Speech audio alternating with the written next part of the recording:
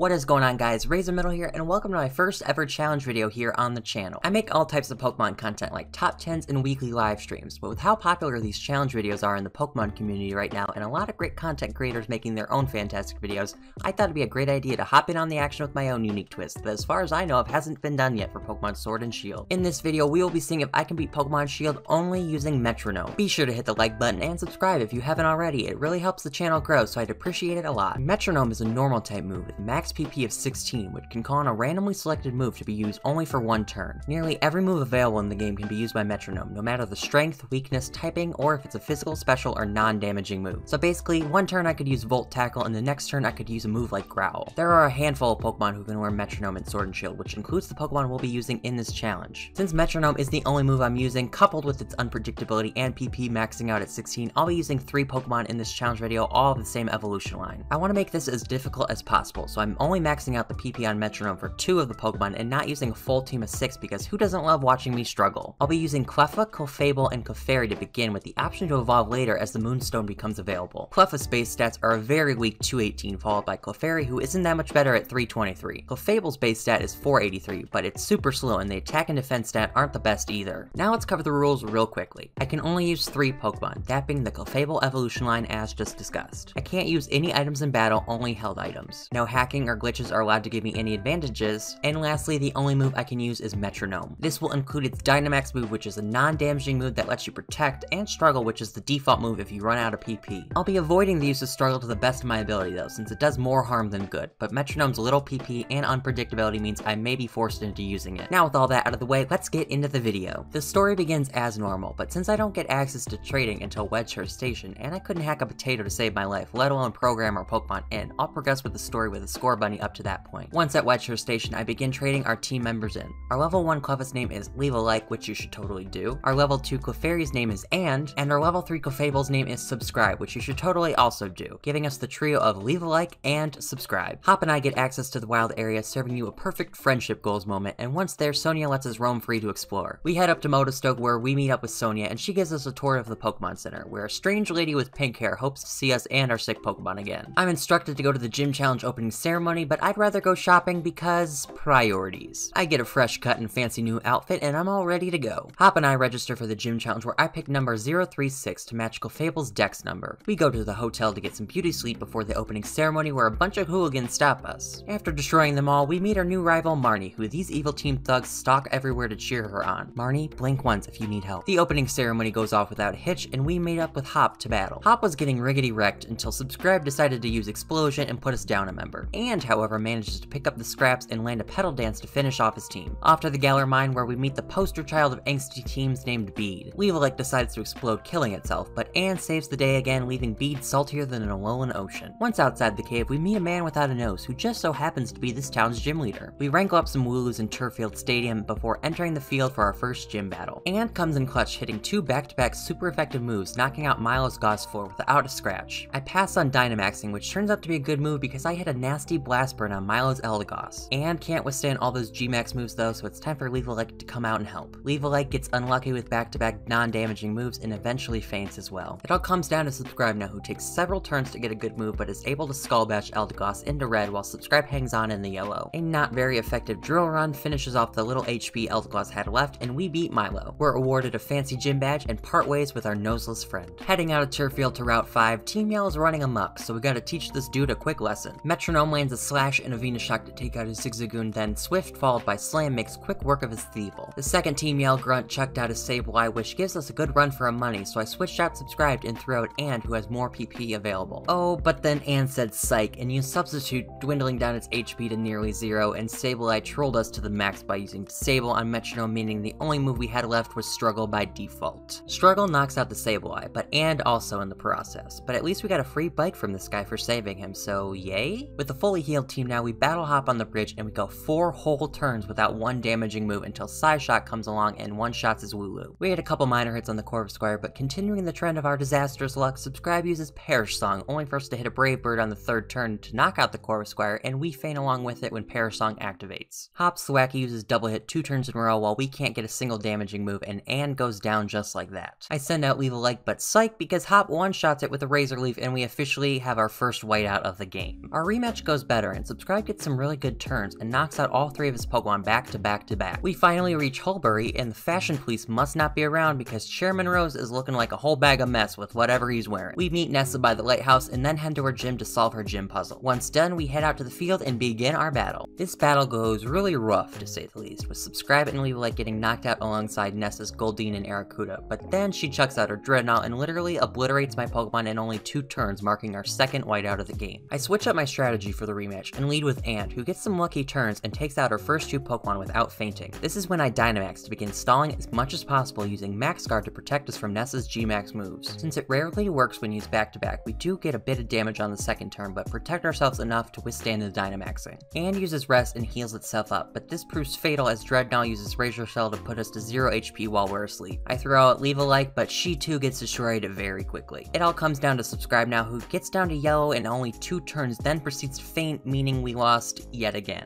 Our third attempt at battling Nessa plays out similar, and Subscribe goes head-to-head with her Dreadnought as the last remaining Pokemon we have. Luckily though, we nail a head smash to do more than half damage, then a Dragon Breath finishes off Dreadnought and we finally win. We shake hands with Nessa, get our gym badge, then part ways after several hard-fought battles. We head out of the city to Galar Mine 2 and battle Bede, who's shocker, in a bad mood, and disses us. Leo manages to take out the Solosis but falls to Bede's Gothita, and picks up 2 huge lucky turns by Hydro Pumping, then using Disarming Voice to knock out the Gothita. Hatena gets wrecked pretty handedly, and Bede is down to his last Pokemon, Ponyta, and uses Takedown, but Bede heals up his Ponyta, negating all the damage we just did. Lucky for us though, Anne lands a Zing Zap, then Leafage to finish off Bede pretty quickly. Bede then tells me that I lack talent, gives us his lead card even though I didn't ask for it, then walks off. Like, geez dude, you just want to kick dirt in my face while you're at it? Sheesh. Later in the cave, there's some more shenanigans with Team Yell, but our Metronome Mons alongside Hop make quick work of their teams. Back in Motostoke, it's late, so we make our way to the Badoo Inn where we encounter Marnie. We chit-chat real quick where she kindly asks us if we want to battle and gets shocked when we say yes. How wholesome is that? We start the battle, but wait, because I forgot to heal my team, so Marnie's Croagunk knocks out Leave and we white out pretty quickly. We then restart the whole battle, and surprisingly, Subscribe is able to withstand her poison type and one-shots the Croagunk with a Mega Kick. We get similar results with our Scraggy, and it goes down in only 2 turns. Then Marnie throws out her sidekick Morpeko, who we do a solid bit of damage to, but Subscribe faints with our Morpeko barely hanging on. I throw at Anne next, who uses Stomp, wrapping up the battle in just 1 turn. It's then time to go catch some Z's before our big gym battle tomorrow, so we go get some shut-eye and rest up. We go to the Motostoke gym next and complete Kabu's gym challenge fairly easily. I then make sure to leave the stadium and forfeit so I can put the Pokemon I just caught in the PC so I can't use them in battle. Back to the gym, and it's time for a good old fiery battle. Leave starts us off and she gets immediately hit and burned, but we hit a Dark Pulse, giving us some damage right back. 1 turn later, the effects of Fire Spin are burned and another attack from Kabu knocks out Leave just like that. I send out Anne next, who suffers similar problems as she is burned and put in a Fire Spin vortex. Oh, but you think it can't get worse? Nope, it can. And uses Pain Split, damaging itself and healing Ninetales back to full health. A few turns go through and we make some progress in dealing damage, but our own ailments nearly knock us out. And lands a Snipe Shot out of nowhere and finishes off Ninetales finally, but then Arcanine comes out and kills And anyways. It's all up to Subscribe now, who's got to deal with 2 more Pokemon, but psych, because Subscribe uses Perish Song. Do I even need to explain and show how that battle ended? After my defeat, I feel the only way to end my sadness is to go blow a bunch of money on clothes I don't need. Back to the gym for a rematch. I lead with Anne this time, who is able to get lucky shots with a trio of moves including Confuse Ray, Boom Burst, and Zing Zap, finishing off Ninetales while taking little damage. And does a lot of damage to the Arcanine, but hangs on from a Dual Chop at 1 HP, killing us right after because of course that could only happen to me. Leave picks up the pieces and finishes off the Arcanine, and this is where I begin to stall with Max Guard against Kabu's Gigantamax Centiskorch. This strategy is a success, but once Dynamaxing is over, Leave gets Flame Wheeled into oblivion. Subscribe comes out last to hopefully save the day, where it hits an Electro Ball and Gear Grind to get Kabu's Centiskorch to red. Then Metronome lands Cut, finishing off Kabu right then and there. We receive our 3rd gym badge, shake hands, then go to leave Motostoke with our good buddy Hop. While Hop battles Bede in the world's most arrogant-filled battle possible, we traverse through the wild area to head up to Hammerlock. In Hammerlock, it looks like Chairman Rose still hasn't gotten the memo that his outfit is hideous, but that's not a problem because we're instructed to go to the vault in Hammerlock and meet up with Rayhan, the town's gym leader, and the lovely Sonia. We get a boring history lesson because kids in the Pokemon universe totally go to school and not travel the world at only 10 years old, right? Boring travels and shenanigans ensue outside the city, but we're finally able to make it to Stownside and fight for our 4th gym badge. Our rival battle outside the gym goes surprisingly fast, albeit we do lose 2 Pokemon in the process, but it can't get worse than that, right?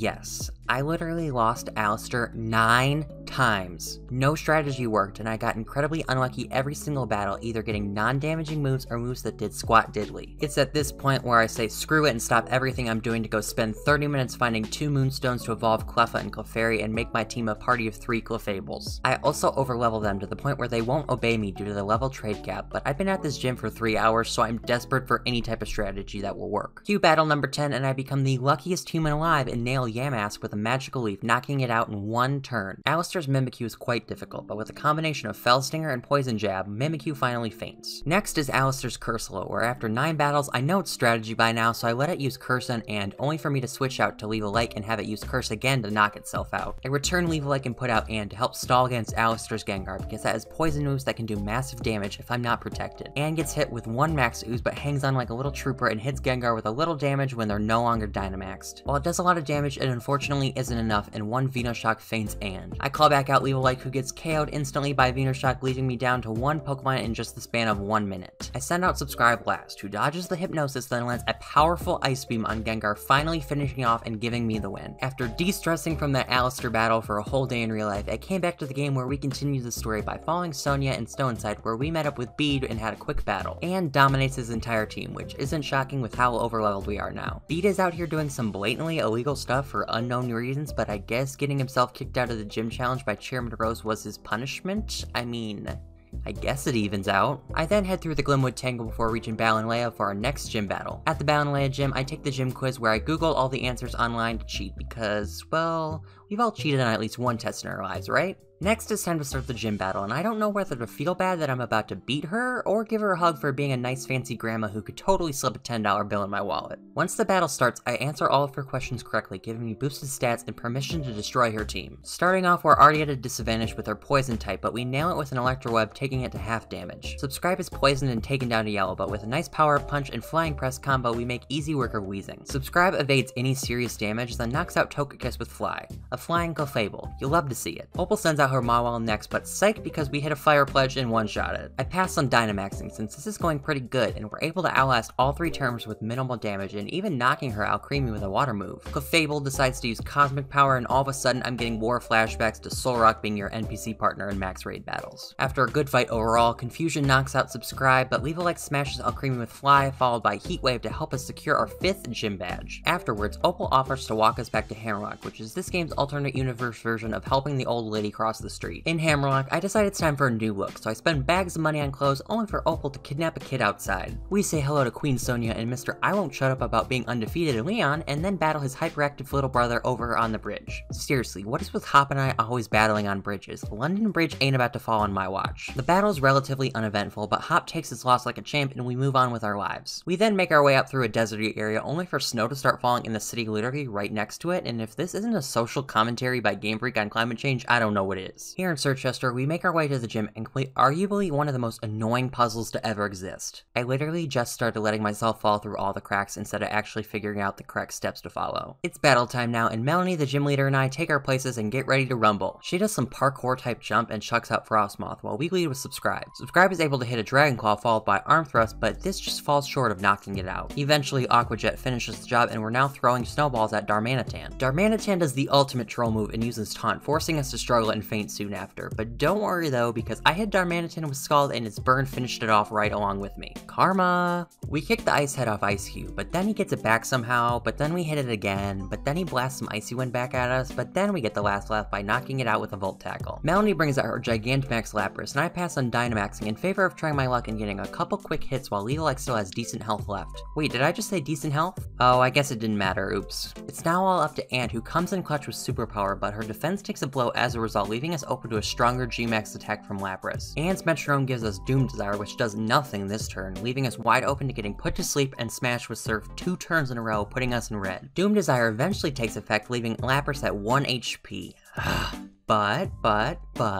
And uses Astonish and blesses us with a victory. Melanie and I exchange our respects and display some good sportsmanship as we part ways. Sonia takes us to the local diner here in Circhester, where she gives us a history lesson, but she buys us dinner, so yay. Hop and I battle outside once again, where he poses no threat with Subscribe knocking out his first 3 Pokemon in a clutch fashion, giving Rillaboom a good fight and eventually fainting. Hop's last Pokemon is Pincurchin, God knows why, but Weavile obliterates it. Outside Searchester, we encounter Team Yell, easily beating them and getting a Rotom Bike upgrade, which allows us to surf now. When we get to shore, the strange city is all closed off, but Marnie sneaks us in the back and we get an opportunity to battle her once again. Subscribe uses Superpower in her Liepard, knocking it out, but Marnie's Toxicroak gets revenge, nailing Subscribe with a super effective poison jab. A few moves later, with little effect, a Rock, a move I don't think I've ever heard of in my life, ends up beating Toxicroak. It's next where Weavile runs out of Peach, struggles itself to death, but also taking out more Peko in the process. At the end of it all, it comes down to a trio of Scald, Parabolic Charge, and Struggle Bug to knock out her last Pokemon and secure the W. Once in the city, we start a gym challenge right away because apparently this dumpster town is literally nothing but an alleyway with Team Yell grunts and my worst nightmare, Mr. Mime. Overall, the battle with Pierce is a real slobber knocker, and we're treated to a nice concert and Dynamax-less fight. Subscribe falters a few turns before using Soak and changing Pierce Scrafty into a water type. We're able to get a Sticky Web out of Metronome that gives us enough damage to put Scrafty in the red. But with several unlucky turns and no Pokemon fainted thus far, Subscribe runs out of PP after 16 whole turns and struggles Scrafty into fainting, where I afterwards withdraw it from battle. When we send out Weavile, we get a nice 4-turn Bullet Seed, knocking out half of Malamar's damage. Malamar is then finished off by Storm Throw, which is another move I've literally never heard of in my life, but it gets the job done, so who cares. Pierce then follows with Obstagoon, where Weavile uses Parting Shot, withdrawing itself from battle and sending out And. Out of literal nowhere, And pulls out a super effective Pollen Puff and knocks Obstagoon all the way to the Pokemon Center. He huffed, he puffed, and he failed. Sorry about it, dude. When I send back out Weavile to go against his last Pokemon, it gets several crappy turns and struggles itself to death, but knocks out the Stun Tank as well, leading us to yet another gym victory. Pierce and I shake hands, and oh my god, there's Toxels in the background, can I adopt them all? Outside, there's some kabooms going on, and is it bad that even though Leanne is talking about how serious it is, I'm trying to find a reason to care? We travel through the tunnel to go see what's going on, and there's people blocking the way, yet somehow this is still a better puzzle to navigate than the Ice Gym. It's confirmed Leanne saved the day, but I guess we're just gonna ignore that Pokemon is still ginormous? Wasting no time, we head to the Hammerlock Gym and start practicing our double battle skills. Fortunately, the battles go very easily and I'm able to beat them all in about 10 minutes time without losing a single Pokemon. But the real challenge here starts now as Rayhan gears up for battle with us, and just like we practiced with the trainers earlier in the gym, this battle is a double battle. With only 3 Pokemon on our team, we're already at a disadvantage, but I sent out Subscribe and Weavile to kick things off for us, where immediately the weather effects from Rayhan's Pokemon roll in to start trolling us. Rayhan's Gigalith sets up a Stealth Rock because of course he does, but then Weavile hits Twister on both of them and Subscribe hits Peck on Flygon, setting up a nice combo. Then a few turns later, with only a little damage done, Weavile uses Twister again, knocking out Flygon, and Subscribe hits Psychic Fangs, finishing off Gigalith to put us at the advantage. Rayhan sends out his final 2 Pokemon, Duraludon and Sandaconda, where he Gigantamaxes his Duraludon, setting up quite the tricky situation for us here. I pass on Dynamaxing this turn in hopes of landing some quick blows on Duraludon, but surprisingly, Weavile and Subscribe are beefy and are able to withstand his steel moves. Sandaconda uses Glare on us in the same turn, which leads us to Dynamaxing Subscribe the following turn to keep her healthy. This strategy works because with Weavile paralyzed and weak to Duraludon, she gets knocked out this turn, leaving Subscribe unharmed. With that, I throw out And, who takes the bite from a super effective G-Max move from Duraludon, and Subscribe is paralyzed after her Max Guard fails, making this quite a difficult scenario here. Things don't improve here when And is paralyzed too, and smashed with Iron Head, bringing her down to red health already. 1 turn later, And is already gone, leaving me vulnerable to a 2-on-1 situation. Subscribe then uses Splash, because of course. And with Subscribe taken down to red, it doesn't look bright for us here until we get the absolute luckiest turn when Subscribe gets access to Dazzling Gleam and somehow is able to finish off both of them in 1 hit. I was real shook here, I'm not gonna lie. After this furious battle wraps up, we are given our 8th and final gym badge, giving us a beautiful and complete gym trophy. Outside the gym, Sony gets promoted to Galar's official Pokemon professor, and all is well in the world. With access to Winden, home of the Pokemon League now, Hop and I have a cute little train montage again, throwing us back to the good old days of the wild area train ride all the way back in the first hour of the game. After traveling in the snow, we make it to Winden, where it literally goes from 20 feet of snow to warm, beautiful weather in the matter of 10 feet. Here in Winden, I get fancied up for the Pokemon League, then head over to the stadium to kick things off right away. Our first battle is against our good buddy Marnie, where I lead off with Subscribe and she sends out her Liepard. Marnie's Liepard uses Torment, but Subscribe hits a Fire Punch right after and knocks it out. With her Toxicroak out now and Torment kicking in, we are forced to struggle, giving us good damage on Toxicroak but also harming us a lot too. We then use Disable on Toxicroak's Venoshock, which is lovely, but then we are poisoned as a result with Toxic. Then with Torment back in play, we struggle ourselves ourselves into some deep doo-doo yet still alive, but managed to knock out the Toxicroak. I withdraw subscribe for Levelike since that Poison Torment combo is gonna harm us a lot. Levelike hits Rock Tomb and is able to one-shot her mascot Morpeko, where she then sends out Scrafty and we one-shot that too with a Volt Tackle. Now down to her final Pokemon Grimmsnarl, she Gigantamaxes, but I pass since we're all fine, and wouldn't you know, we land a super effective Iron Tail and one-shot Grimmsnarl as well, giving us the win. Our next battle is with Hop, and oh boy is uber hyped. His double barely hangs on after an Ice Punch. It full restores itself and we hit it with a power, bringing it back down to yellow, but then we baton pass ourselves out of battle, making me send out Levelike. Levelike is immediately paralyzed with Body Slam, but squeaks out the W with a Poison Tail, but I'm not risking things anymore, so I send Subscribe back out. Subscribe knocks out his Pincurchin, barely squeaks out a win over his Corviknight where it puts us in red health. We one-shot his Snorlax with a Power Trip, and one-shot his Rillaboom with Revenge, handing us quite an easy victory. After the battle, Leon promises us free food, but doesn't come through, so as you can imagine, we go hunt him down to give us that free food he promised, where a whole bunch of mess then ensues. To make 45 minutes worth of gameplay short and give you the important parts, we go to Rose Tower and battle Oleana, where plot twist of the year happens. Not really. She's crazy and tries to literally destroy you just so you can't meet with Leon and Chairman Rose. Yeah, totally nothing evil happening up here, but can you tell us where the tacos are? We beat Oleana and meet up with Leon, where this totally weird looking cutscene that doesn't match any aesthetic this game offers pans out and Chairman Rose is tripping over some stuff. Leon brushes them off like it's nothing and we go get that food. The next day comes and we begin the final round of the tournament. Bede comes out of nowhere to challenge us and we accept. He's now sporting that vintage fairy type pink, so I guess Opal kidnapping him didn't turn out all that terribly. The battle begins and it couldn't start any better as we land a clutch blaze kick on his Mawile, KOing it with one hit. Next up is his Gardevoir, where we paralyze it, use Bug Bite followed by Aurora Beam, where it ultimately uses a full restore, undoing literally all of that. After getting ourselves paralyzed and several unlucky Metronome turns, Gardevoir knocks out Subscribe. Levelike comes out next and uses Sludge, fainting the Gardevoir, followed by our quick removal of Rapidash too. Up last is his G-Max Hatterene, where we do a fairly good amount of damage to it, but it leaves us barely hanging alive. Luckily, an Uproar finishes things off, and Bede has gone off to train some more after receiving a nice ovation from the crowd. Now onto the real tournament, and we face off first with Nessa. Things start off great compared to our original battles with her back at the gym, where we force her Golisopod out with its ability Emergency Exit and toss her Seeking Out with a Sludge Wave. Out next is our Barraskewda, which we use Roar on, sending it back away, and our Golisopod comes back out now, which we faint in one hit with Psycho Cut. Now the Barraskewda is for real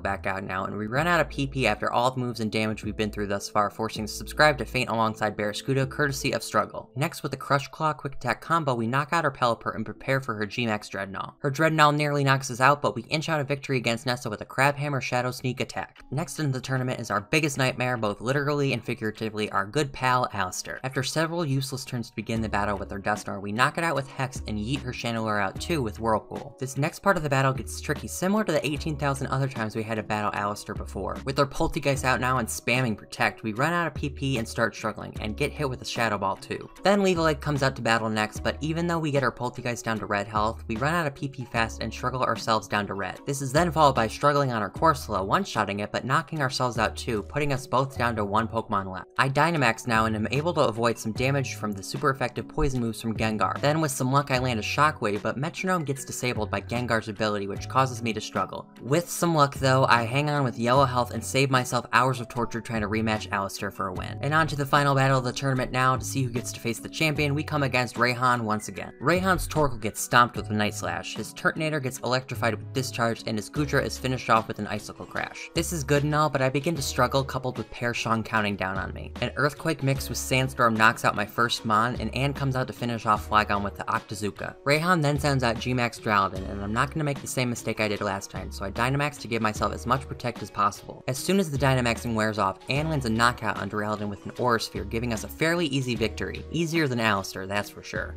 Petition to make Alistair the final boss in every Pokemon game from here on forward, please and thank you. It's now champion time. Leanne wishes us luck, and we head out to the field until Chairman Rose, the dude who was totally plotting evil stuff yesterday when we were hunting for tacos, blows up the region basically, and the match is cancelled. Cue the montage of cutscenes where your mom doesn't care the world's being blown up, Hop and I get some items from the Slumbering Weald, we meet up with some legendaries, and a whole lot more mess happens until we finally meet up with Oleana in Hammerlock. There she begs us to save Chairman Rose, who's trapped underground or something, so since the fashion police never came and arrested him earlier, it looks like I have to do the job myself. And you know, arrest him for the other crimes too, of course, Now this is the only battle I've dreaded this entire game. I knew that Chairman Rose only had Steel types and all my Pokemon were weak against Steel. Before I even started this challenge and was thinking of ideas, I originally thought of having all different Pokemon on my team before I decided sticking with all Clefables. Let's just say we should have gone with that idea. I lost to Chairman Rose 14 times. 14 times. At least 7 of those times he swept my entire team with his first 2 Pokemon. I knew that this was gonna take a miracle. Spoiler alert, this is the winning battle. Chairman Crazy here talks about blowing up the world or something to save Galar, and he leads off with Escavalier when I send out Subscribe to lead off things too. I land a Swift and Flash Cannon on Escavalier where I get a serious hit from Ironhead 3 times, putting us both on the edge of fainting. Luckily I get revenge quite literally, knocking it out for good to begin the fight with Persugar, where I'm able to use Psychic to do a good deal of damage on it. In the same first turn, however, one Ironhead finishes me off real quick. Leaf-like is thrown out next where a Tri-Attack lands a clutch critical hit on Persugar, leaving us to face off against Ferrothorn where it knocks out half our health with only 1 Gyro Ball. With the nice luck of Leaf-like's Cute Charm ability, Ferrothorn is immobilized by Love for a few turns, leaving it open for a Facade and Electro Web combo to finish it off. Then with the luckiest turn ever, Leaf-like uses Metronome and gets Drill Run, which is super effective against his Clink-Clank. With Drill Run, it one-shots it to put us up with 2-1 advantage against his last Pokemon. With Leaf-like still at half health, I Dynamax to start stalling against his G-Max Caparaja, knowing I could probably survive 1 hit if Max Guard fails. This turns out to be true, as not only do I hang on with 10 HP, but I also survive a critical hit as well. With Dynamaxing done, I get a good bit of damage with Ice Beam before Heavy Slam takes out Leaf-like once and for all. It's all up to Ann now, who could easily be knocked out here in 2 turns with Caparaja's Heavy Slam because of the weight difference, so we're gonna need some uber luck. That luck comes in the form of a super effective Focus Blast, causing me to have a full-on Just Dance 2020 victory dance party in my room while filming this, and finally beating Chairman Rose on the 15th attempt. Then we meet back up with Hop to stop Eternatus, where Leon fails to catch in a Pokeball, and we land a frenzy of moves including Shadow Claw, Jaw Lock, Crab Hammer, and Muddy Water, only for Eternatus to decide to Gigantamax or something,